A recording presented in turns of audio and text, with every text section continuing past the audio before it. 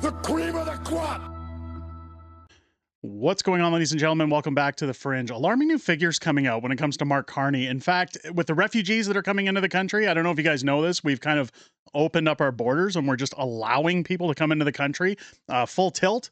Now, while they've said that they've pulled back on temporary foreign workers in that program, that somehow that makes everything okay, the parliamentary budget officer has come forward to say that Canada's economy really isn't stable right now. In fact, Canada could be unsustainably bankrupt in the next 12 months if they don't shift course. Probably the best hire Mark Carney ever made in the House of Commons, somebody who's not afraid to stand up and say it like it is.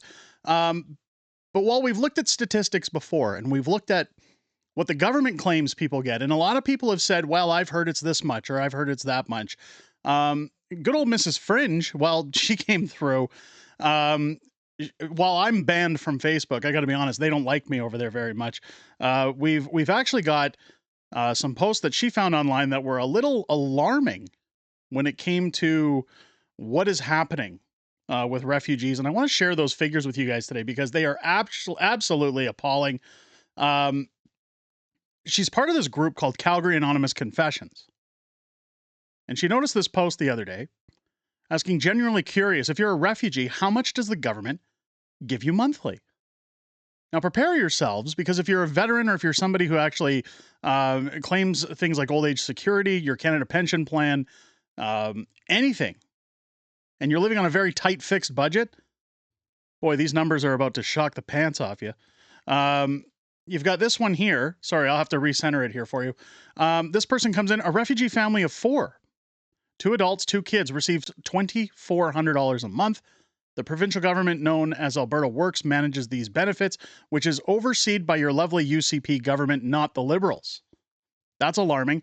$2,400 a month seems like an astronomical amount. Now, to be all fair, we do have somebody up here who says, I get 0. I asked for refugee because I can't go back to my country, but I do work every single day and pay my rent, my bills, and help my family back home. Admirable. There's a big difference here when you look at the 2 people posting as to what I say Canada needs versus what Canada's getting. Now, we've said that when you have the influx of Indian migrants coming over in particular, somebody put it out best when they said, what you're getting is the villagers. You're getting the village idiots that shouldn't be here. You're not getting doctors, lawyers, engineers, people who come here with any kind of skill. It gets worse than that, folks. Up here, the figure is $4,200 a month. I'm a Saudi refugee. So again, somebody claiming what they actually get. It's $4,200 a month. I'm a Saudi refugee, but my family is very rich. We are each given $4,200 a month for experiencing religious distress, plus a 100% housing allowance. Our rent is only $2,000, but we claim $3,850 a month fully covered. We also said my little sister's retarded. She's just ugly in brackets. And so we are given $975 a month for disability. And then they say, may their God bless Canada one day for this generosity. So, again, I understand this is anonymous confessions, but I've looked into it. The figures are accurate. These figures are accurate. So when you see the guys in the streets, the Hamas holes that are walking around with their flags saying from the river to the sea, this is why they're preaching about all their forever wars, because they get extra funding if they're in distress. At least that's what I'm driving from what's being said here. You got it down here. It's definitely more than Canadian taxpayers do. They got it good. I can tell you that I could be wrong, but per child, I got $300 extra a month for the refugees. Now, there's one post here that talks about Ukrainians that come to the country. Most Ukrainians get $2,500 per person, an extra $1,200 per child. They also get a Blue Cross card with full coverage. I don't know about you guys, but I know since Mrs. Fringe lost her job, we don't have any benefits. In fact, it costs just as much as our prescriptions to get benefits, so it really doesn't make any point for us to get them. But these guys get full coverage. Then they try to force eyeglass places plus dentists to let them scam the government. And I know this to be true through my place of work, Ukrainians and researching programs that they get. Somebody goes on to say down here, also not only Ukrainians, but also many Africans are on refugee status in Canada and get benefit on housing. Like, this is alarming, folks. This is where we are. as a country. Now, I did a little bit of work and I asked, good old Google AI, how many refugees have come to Canada so far? When you chalk up nearly $5,000 a month per family, depending on how many children they have, or if they're claiming disabled people or religious stress in their house, you think about the deficit that we have right now. You think about the virtue signaling the government's doing and what Canada could save as a country. Here's the statistics. As of 2025, there were a record 470,029 asylum claimants, protected persons, and related groups in Canada. An increase from the previous quarter.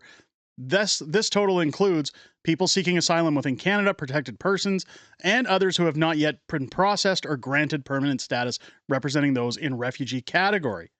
Total asylum claimants and protected persons as of April 1st, 2025. We're now in October. I almost said September. We're in October. So as of April 1st, the number has reached a record high of 470,029.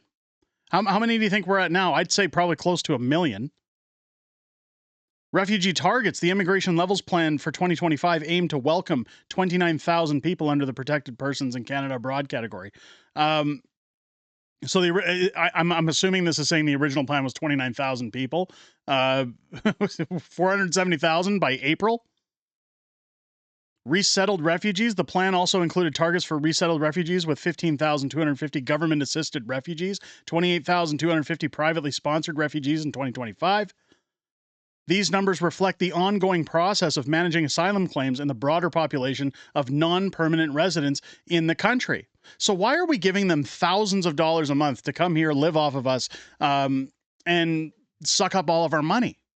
The reason your food is so expensive at the stores right now, folks, isn't because of taxes. It's not because of food. It's because we're printing money and it lowers the value of our dollar. Pierre Poilievre has talked about it numerous times. In fact, Pierre Poilievre has said that we have to stop bringing in these asylum seekers. We have to stop sending billions of dollars overseas to countries like Ukraine, and we have to start focusing on our problems at home. But after seeing those figures and those statistics, let me know down below in the comments what you guys think.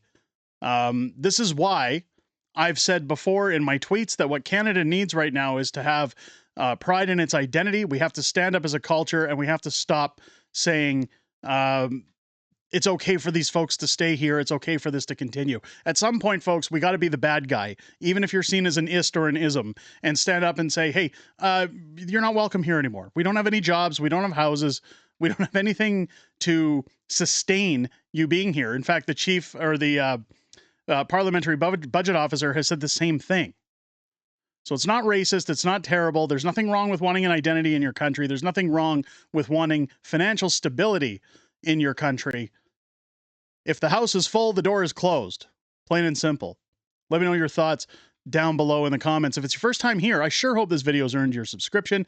Make sure you leave a thumbs up or a comment down below. It helps push it out in the good old algorithm while people call me ists and isms for talking the truth. Join me live on the channel each and every Wednesday and Friday night for Unhinged Fringe on Wednesdays, Friday Night Fringe on Fridays, where I'm joined by the beautiful Mrs. Fringe as we talk about everything that's happened this week in politics, everything we know coming up in the week ahead, as well as your Q&A within the greatest YouTube community on the platform, hands down. I always look forward to chatting with you guys each and every Friday. It is my saving grace for my sanity every week. I most importantly look forward to chatting with you this week starting at 6 p.m. Pacific, 8 p.m. Central, every Wednesday and Friday here on the channel. With that said, ladies and gentlemen, I hope you enjoyed this video. I hope you have a great rest of your day. I'll catch you on the next one.